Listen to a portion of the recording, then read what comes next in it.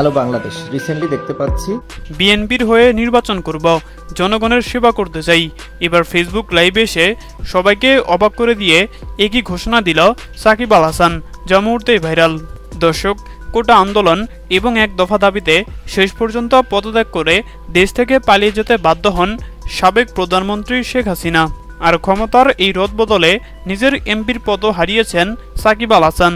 সেই সাথে সাকিবের নামে মামলাও করেছে দুর্বৃত্তরা, যার কারণে বর্তমানে দেশে আসতেও পারছেন না এই টাইগার অলরাউন্ডার।